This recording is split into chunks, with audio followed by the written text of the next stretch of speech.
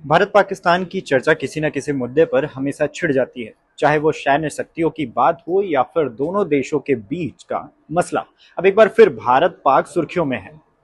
दरअसल Bharat project Siebert के तहत जब से भारतीय नौसेना के लिए स्वेज नहर के पूर्व में एक विशालकाय सैन्य बंदरगाह का निर्माण कर रहा है, तो उस वक्त पाकिस्तान की तरफ से भी अपनी नौसेना के लिए एशिया का सबसे बड़ा फ्लीट बनाने की तैयारी शुरू करने का मामला सामने आया है।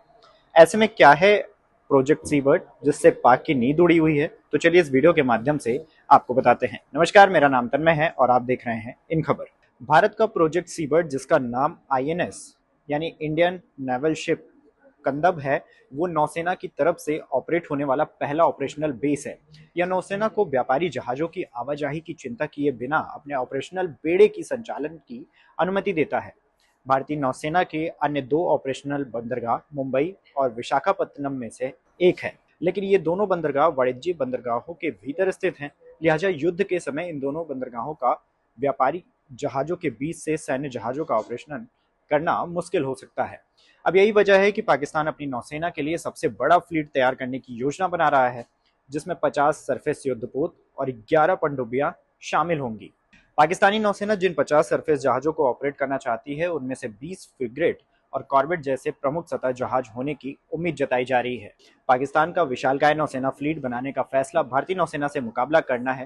हालांकि पाकिस्तानी नौसेना का ऑपरेशनल क्षेत्र उसके कट्टर प्रतिद्वंदी भारत जितना विशाल नहीं है, लेकिन यह भारत उपमहाद्वीप में एक महत्वपूर्ण क्षेत्रीय नौसेना मानी जाती है। पाकिस्तान भारत के नौसैनिक निर्माण को सीधे खतरे के रूप में देखता है, क्योंकि इससे भारत को समुद्र में महत्वपूर्ण युद्ध लड़ने की क्षमता मिलती है, जो संभावित संघर्ष के दौरान पाकिस्तान के लिए विनाशकारी साबित हो सकता है। पाकिस्तान के पास अभी भी diesel engine, gas turbine, semiconductor composite manufacturing या फिर एडवांस ग्रेड स्टील को बनाने की क्षमता नहीं है। क्यूबा के लेख में यह भी कहा गया है कि पाकिस्तान को डिफेंस सेक्टर में मूल प्रणालियों के निर्माण की दिशा में भी काम करना चाहिए और डिफेंस सेक्टर में स्थानीय विक्रेताओं जैसे राज्य के स्वामित्व वाली संस्थाओं जैसे स्ट्रिंग्रे टेक्नोलॉजीज के साथ साझेदारी बनाने पर विचार करना चाहिए।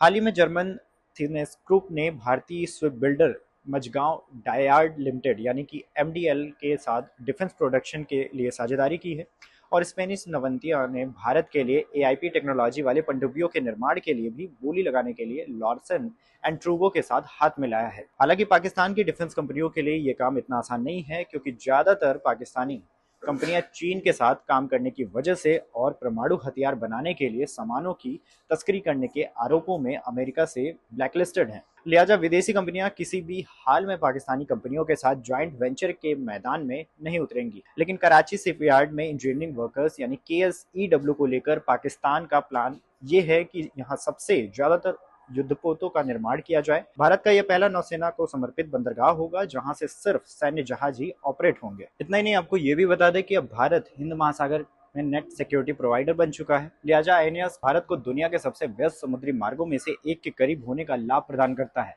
और अभी भी पाकिस्तान के लड़ाकू विमानों की स्ट्राइक रेंज से बाहर है। यह एक प्राकृतिक गहरे पानी का बंदरगाह है जो एक एयरक्राफ्ट कैरियर, विध्वंसक गुप्त युद्धपोत और पनडुब्बियों को समायोजित कर सकता है। बेस के मुख्य कार्यों में सतह और पनडुब्बी बेड़े का रखरखाव, ओवरहॉल और मरम्मत शामिल किया गया है। पाकिस्तान ने साल 2015 में अपनी एक विशालकाय नौसेना बनाने का प्लान रखा था। परियोजना के तहत पाकिस्तान KSEW में 4 जहाजों का निर्माण करेगा और बाकी का निर्माण चीन से बिल्डिंग इंडस्ट्री कॉरपोरेशन में किया जाएगा। पहली 4 जहाजें साल 2023 तक पाकिस्तान की नौसेना को सौंपी जानी थी, जबकि KSEW में अंतिम 4 जहाजों को साल 2028 तक पाकिस्तान को सौंपा जाना है। लेकिन इंजन को लेकर जर्मनी की इजाजत नहीं मिलने की वजह से इस प्रोजेक्ट में काफी देर हो गई है और आखिरकार पाकिस्तान के लिए 8 हैंगर पनडुब्बियों में से पहली पनडुब्बियों को अप्रैल साल 2024 में वुआन के वुनचांग से बिल्डिंग यार्ड में लॉन्च किया जाएगा। KSEW की क्षमता निर्माण का मतलब है कि यह 8000 टन तक के जहाजों का समर्थन कर सकता है, जो दर्शाता है कि यह भविष्य में फ्रिगेट, विध्वंसक या सहायक जहाजों जैसे भारी जहाजों के निर्माण के लायक हो सकता है। KSEW ने पहले ही पाकिस्तानी नौसेना के लिए 4 बराबर क्लास के कॉर्वेट का निर्माण किया है। पहले 2 जहाज PNS बंदर और PNS तारिक को साल 2022 और साल 2023 में लॉन्च किया गया था। वहीं इस क्लास के दूसरे जहाज यानी PNS बदर को मई 2022 में KSEW ने लॉन्च किया था, जबकि चौथा जहाज कराची शिपयार्ड में निर्माणाधीन है। इस क्लास के पहले और तीसरे जहाज तुर्की में बनाए गए हैं सभी 4 जहाज साल 2025 तक पाकिस्तानी नौसेना के साथ ऑपरेशन में आ जाएंगे। सैटेलाइट तस्वीरों में KSEW में एक छोटी पनडुब्बी देखी जाने की पुष्टि हुई है। आधिकारिक तौर पर पाकिस्तानी नौसेना ने इसकी विशेषताओं के बारे में कोई जानकारी साझा नहीं की है, लेकिन बौनी पनडुब्बियों से उथले पानी में संचालन और नौसेना विशेष बलों की तैनाती की उम्मीद की जा सकती है।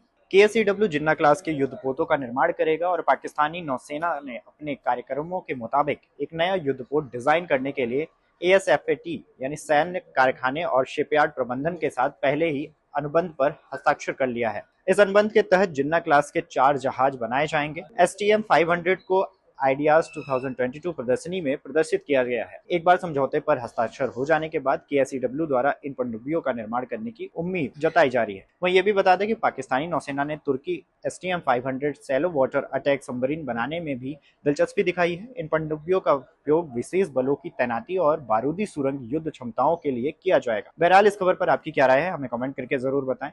देश दुनिया की तमाम ऐसी खबरों के लिए इन खबर को फॉलो कर लें।